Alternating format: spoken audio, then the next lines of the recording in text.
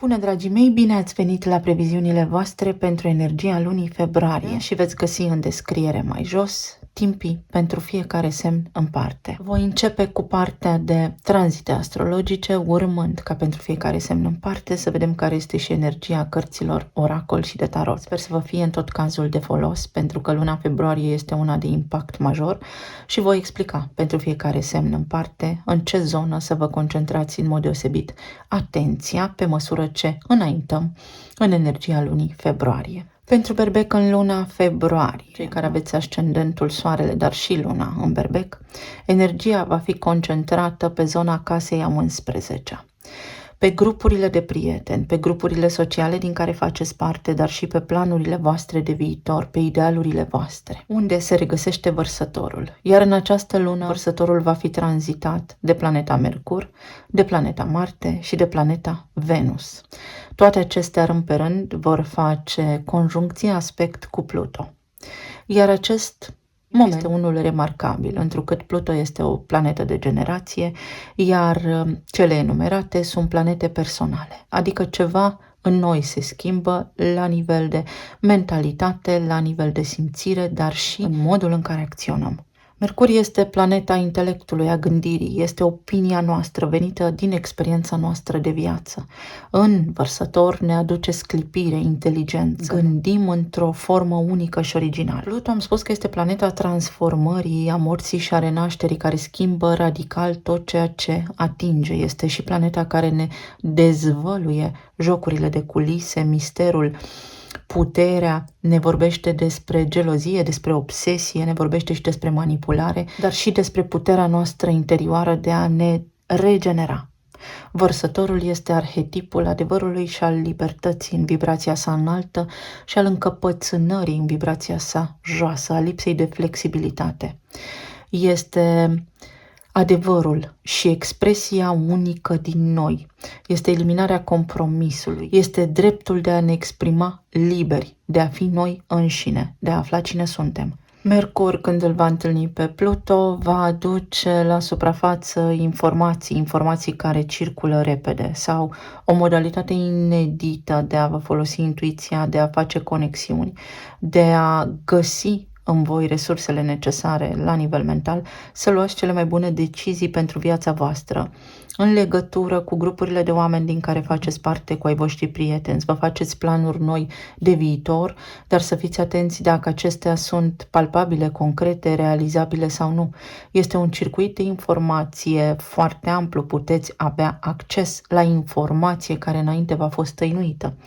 Să fiți atenți să nu fiți cumva în vreun grup de oameni unde sunteți bârfiți și acest lucru poate fi valabil în această lună, sau să fiți atenți la cine vă este alături și cum manipulează informația, cum manipulează cuvintele împotriva voastră sau voi puteți face acest lucru și nu ar fi indicat să vă lăsați pradă acestui prim instinct, pentru că Vărsătorul detestă acest prim instinct tribal și vrea noutate, libertate și egalitate.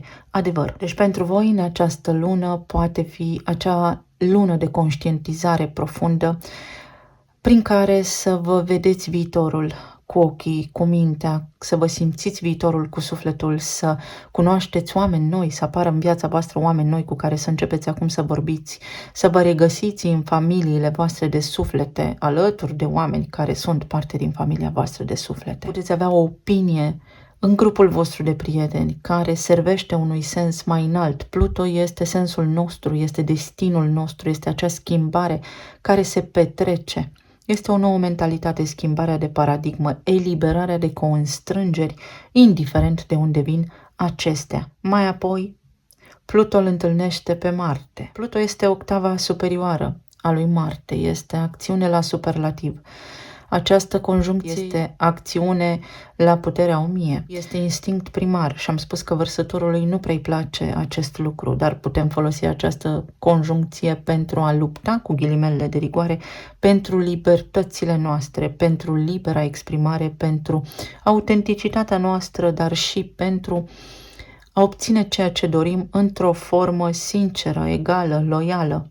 Marte este instinctul nostru de supraviețuire, este curajul și determinarea din noi de a face lucruri. Întâlnesc în viața mea acum oameni alături de care pot construi o comunitate frumoasă, alături de care pot supraviețui în viitor. Este ceea ce am eu nevoie pentru un trai foarte bun și foarte sănătos din punctul meu de vedere. Mă regăsesc înconjurat de oameni care mă acceptă pe mine așa cum sunt și nu trebuie să mă prefac. Sunt eul meu autentic. În acest moment putem avea curaj să facem lucruri pe care înainte nu le puteam face, nu îndrăzneam, dar avem susținere din partea prietenilor noștri buni, avem susținere întrucât credem foarte mult în noi înșine și știm că suntem pe calea cea bună. Alminter, Pluto ne arată că dacă noi nu avem ambiție și curaj, suntem practic deținuți de un sistem care ne manipulează și care ne ghidează după propriul său plac. Este ca și când ne-am dat puterea sau facem ce putem pentru a supraviețui încă o zi. Ei, în acest context, Marte ne arată că avem cum să facem mai mult decât să supraviețuim, să trăim și să trăim liber. Iar apoi Venus, zeița iubirii, planeta care ne vorbește despre banii lichizi, despre diplomație, despre stima de sine, despre confort, îl va întâlni și ea pe Pluto. Pluto în conjuncție cu Venus poate veni cu obsesie, poate veni cu o iubire profundă. Este genul acela de pasiune care se consumă foarte repede. Este o energie care nu este ușor de dus și nu este de lungă durată. Venus înseamnă cooperare și diplomație și nu este în acest context neapărat compatibilă cu Pluto. Venus și Pluto ne pot aduce o transformare fizică la nivel exterior, ne putem simți mai frumoși, mai misterioși, este un aspect de divă, este un aspect de mascul, alfa să spunem, dar în contextul acesta poate veni cu gelozie și cu foarte multă intrigă. Este foarte important să respectăm aproapele, este foarte important să fim vizionari în această lună și să încercăm să anticipăm niște lucruri. Vărsătorul ne mai învață în această lună cum să ne detașăm de micile noastre obsesii. Venus în conjuncție cu Pluto poate fi și energie sexuală, să confundăm o relație unde energia sexuală este bună, unde relația dintre doi parteneri la nivel sexual este bună, cu una de iubire. Și Vărsătorul ne arată acum cum, prin a fi noi înșine, putem să ne regăsim alături de sufletele noastre pereche în această viață, fără niciun fel de compromis. Ne ajută să ne eliberăm de obsesii și de așteptări inutile. De ce? Pentru că este important, pentru că vă marchează, da? Pune amprenta aici energetic pe casa viitorului, pe idealurile voastre. Oare nu ți-ai făcut tu o impresie prea frumoasă despre cineva, anume despre cum ar trebui să fie lucrurile în relația ta de iubire, sau poate ai atașamente foarte puternice legate de bani, este o goană după bani. Dacă nu este o goană după bani, este o frică de a nu avea bani aici, care trebuie eliminată.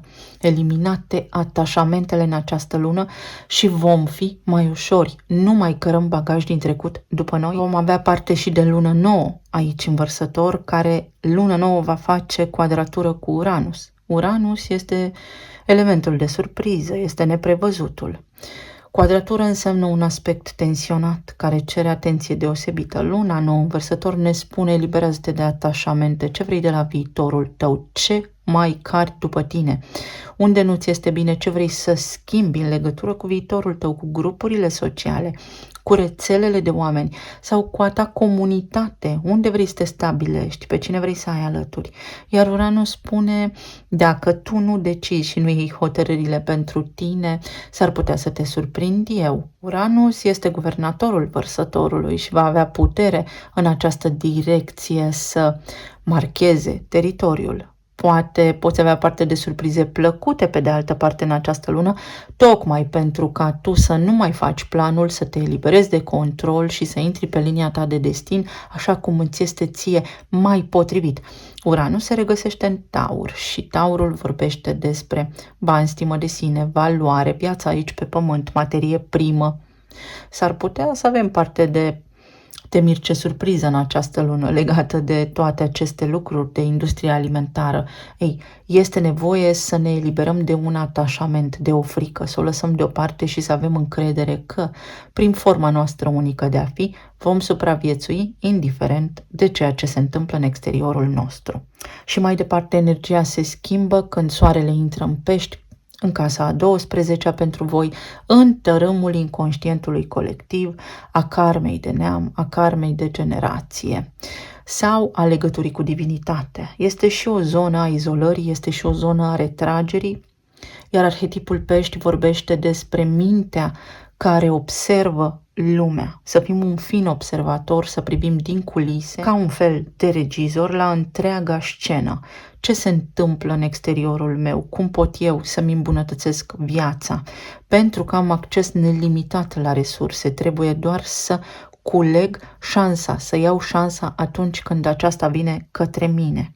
Pot avea parte de o idilă secretă în această lună cu Venus și cu Pluton vărsător și cu soarele aici în casa a 12-a. Mai există și acea provocare în această lună spre sfârșit de lună, unde nu mai vreau să fiu văzut, vreau să mă retrag ca să mă regenerez, să mă vindec.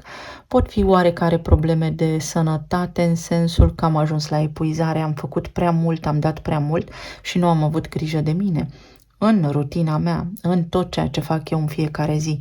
Și mai apoi, pe 23, Mercur intră aici în Pești și Mercur în Pești este ating infinitul cu mintea, intuiție, este conectarea cu conștiința supremă, este informație după informație descărcată din mentalul colectiv, este anticipare și clar viziune, evident pentru toți cei care își lucrează acest aspect al vieții. Poate veni și cu escapism, cu dorința de a mă retrage pentru a nu simți ceea ce se întâmplă în jurul meu sau nu vreau să mă mai gândesc la nimeni și la nimic.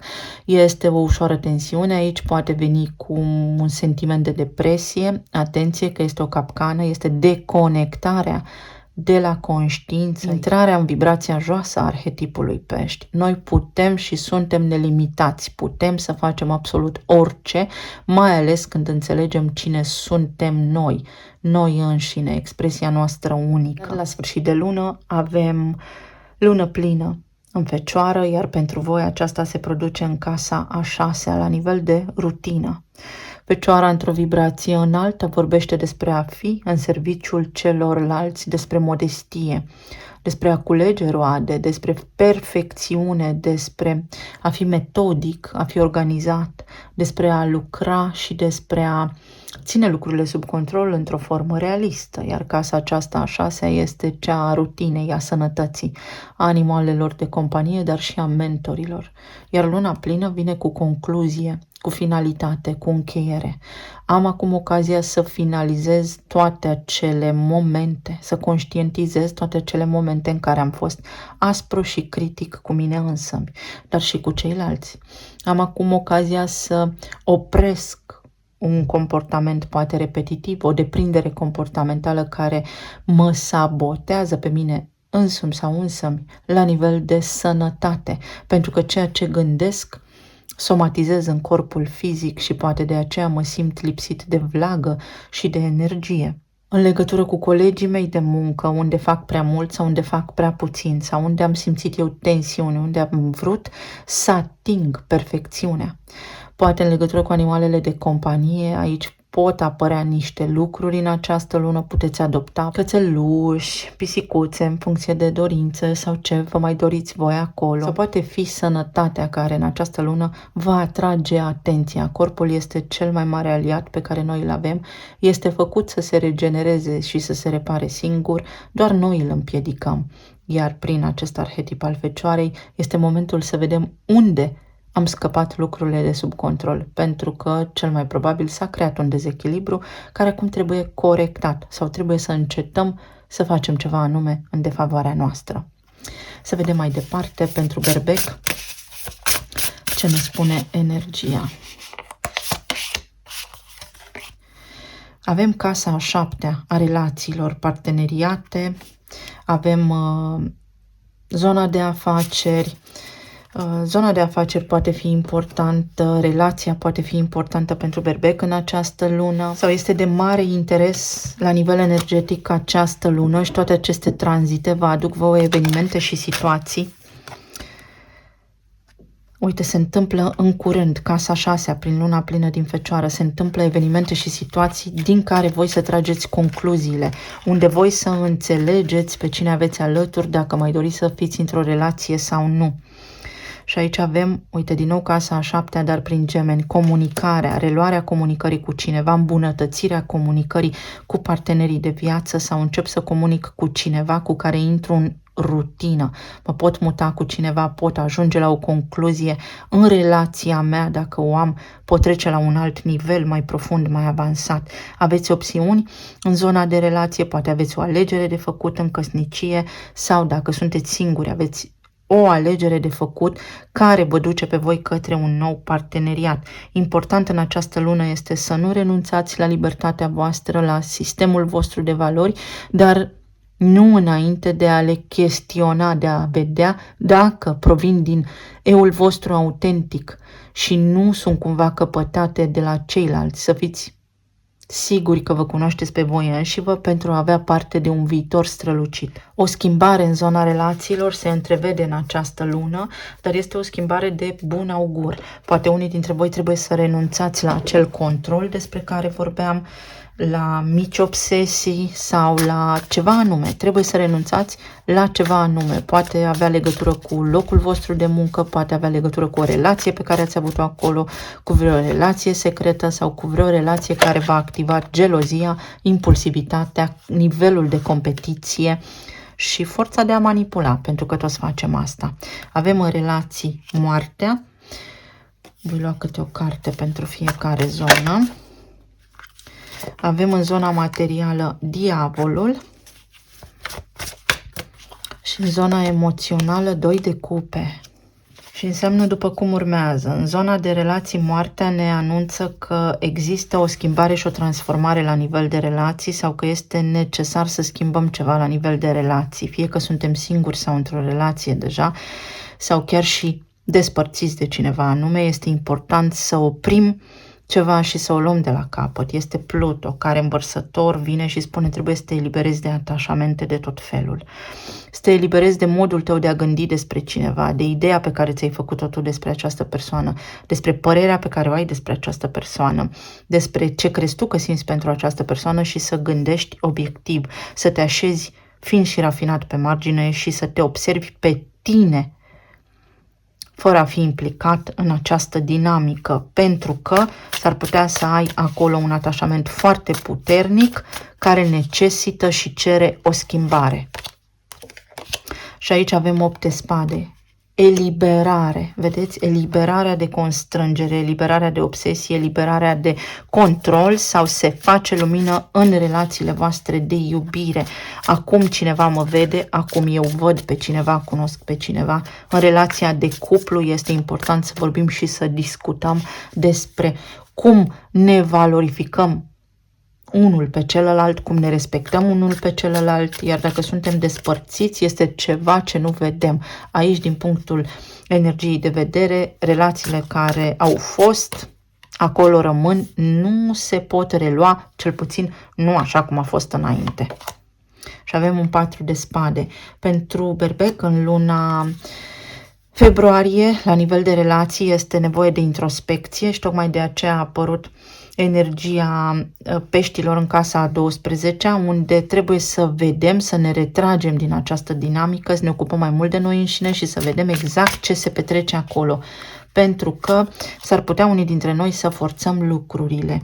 Este un potențial major de a atinge împlinirea, uite, familia va conta, este fix cât pun eu valoare pe mine însumi sau însă atât vor pune și ceilalți pe mine la nivel de relații în general, da? Inclusiv cu ai mei copii, pentru că avem casa 6 a rutinei unde eu sunt în serviciul copiilor mei. Îi duc la școală și așa mai departe. Deci este o lună în care berbecul să se aprecieze, să devină conștient de sine, să vadă unde luptă pentru supraviețuire, pentru atenție, unde ar face orice ca să fie pe plac celuilalt și unde are atașamente și comportamente toxice pentru a se elibera. La nivel de plan material aici avem altă poveste. Diavolul vorbește despre Capricorn, despre energia din trecut. Iar berbecul aici trebuie să facă o schimbare, poate de la constrângere la libertate, să învețe să se elibereze de responsabilități care nu sunt ale sale sau să facă lucrurile mai eficient, mai organizat, mai disciplinat și mai procedural, corect. Este o lună în care berbecul la nivel material trebuie să se organizeze mai mult, este casa a 10-a din astrologia Capricornului, este vorba despre numele, renumele sau instituții publice, autoritatea. Iar în acest interval de timp, pe parcursul lunii februarie, berbecul va opune rezistență, ceva nu ne convine. Vrem să ne eliberăm de constrângeri și de compromisuri, indiferent că vorbim despre salari, fac mai mult, vreau să devin antreprenor, vreau să fim pe cont propriu, poate fi aici. Să vedem. Lumea. Pluto, în casa 11-a, vă ajută să vedeți viitorul cu ochiul minții, limpede, să simțiți viitorul, să vă orientați rapid către meseria, către funcția, către domeniul de activitate potrivit vouă, astfel încât să fie totul foarte sustenabil și în vremurile ce urmează să vină. Avem regina de monede, este vorba despre stabilitate, să-mi asigur un trai bun, dar fără a avea atașamente. Să găsesc o modalitate de a trece de la energia din trecut la aceasta din prezent și din nou 8 de spade. 8 de spade spune acum văd clar limpede ce am de făcut în carieră, fără frici și fără atașamente, dar mă simt liber, nu mă simt constrâns, nu depinde nimeni de mine și nici eu de nimeni în a avea o opinie, pot să mă exprim liber, s-a terminat cu compromisul și cu a nu putea spune clar și răspicat ceea ce îmi doresc. Aici, în zona financiară, regina de monede este stabilă, este claritatea pe care o căpătăm în această lună de a vedea limpede cum ne putem susține în viitor la nivel financiar. Iar la nivel de zonă emoțională avem un 2 de cupe, avem relația de iubire care se poate transforma, care se poate schimba, care se poate îmbunătăți. Pentru cei singuri poate apărea aici un pretendent sau o pretendentă, un posibil partener. 3 de cupe și justiția. Este o lună în care să știți că atât cât veți da, aia veți primi. Este o lună care vă îndeamnă să vă eliberați de atașamente, să nu fiți geloși. Este o lună care vă învață să vă apreciați și să vă bucurați de viață. Este o lună în care vi se spune gata cu trio amoros. Sau vezi că bați la o ușă închisă pentru că persoana la care tu te gândești în cazul în care te-ai despărțit de cineva are pe cineva. Balanța este acel arhetip în tarot care cântărește bunurile materiale. S-ar putea ca acele relații care au fost construite sau sunt în continuare construite pe bunuri materiale, nu divorțăm, nu ne separăm pentru că avem partaj de făcut în această lună, să se destrame, pentru că asta face Pluto, topește, dizolvă. Aici avem regina de cupe și aduce Pluto la schimb iubire. Este o lună la nivel emoțional de împlinire, este o lună la nivel emoțional în care vă veți simți mai puternici. La nivel de sănătate, atenție la stomac, la acid, la microbiom, atenție la limfă. Pe parcursul acestei luni, atenție la imunitate. La imunitate. Ceva din ce faceți voi să nu vă slăbească imunitatea undeva și aici mai poate însemna că atunci când dau de greu în relațiile mele de iubire, apelez la escapism, la o formă de a evita să spun omului adevărul sau la a mă ascunde. Și este o lună care vă duce în față, pe scena publică, vă pune față în față cu anumite provocări, cu anumite lucruri care poate nu vă fac plăcere, pentru ca voi să vă eliberați de acele atașamente despre care vorbeam. Nu mai există foarte mult timp la dispoziție în care noi să ne putem vindeca, noi să putem face foarte multe lucruri, pentru că vin altele peste noi.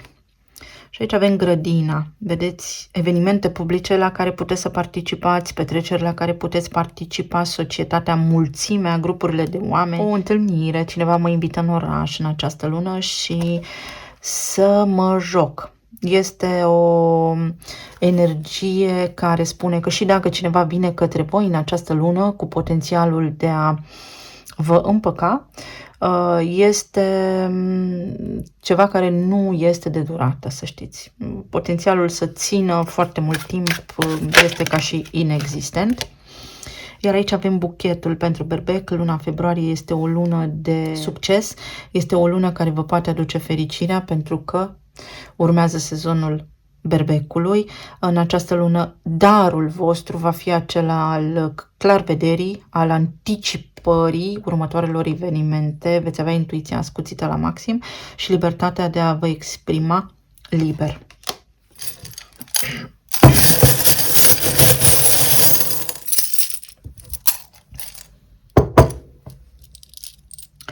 Epuizarea, am văzut-o, este o lună în care să vă odihniți mai mult, o lună în care rezolvați ceva, cineva vă ajută să vă treziți sau să vă formați o rutină mai sănătoasă, cineva vă educă, vă ajută, vă împinge de la spate să vă simțiți mai bine. Este o lună în care să fiți atenți la sănătatea voastră și o lună în care poate reapărea această temă a pasiunii dintre mine și tine, dintre el și ea, dintre un el și o ea, care va pune sub lupă chestiunea loialității, tema loialității, cărui principiu sunt loial, adevăr și valoare sau poate un trio amoros. Este o lună din care voi să ieșiți câștigători, să vă eliberați de compromisuri și de trădări ale cuiva anume.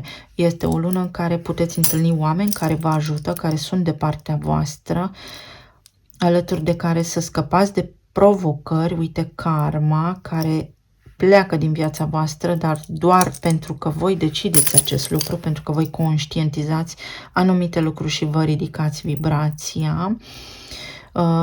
Libera expresie și acțiune nouă. Începeți ceva nou, poate fi un nou serviciu, dacă până acum ați fost refuzați, în sfârșit puteți păși cu încredere către un nou rol.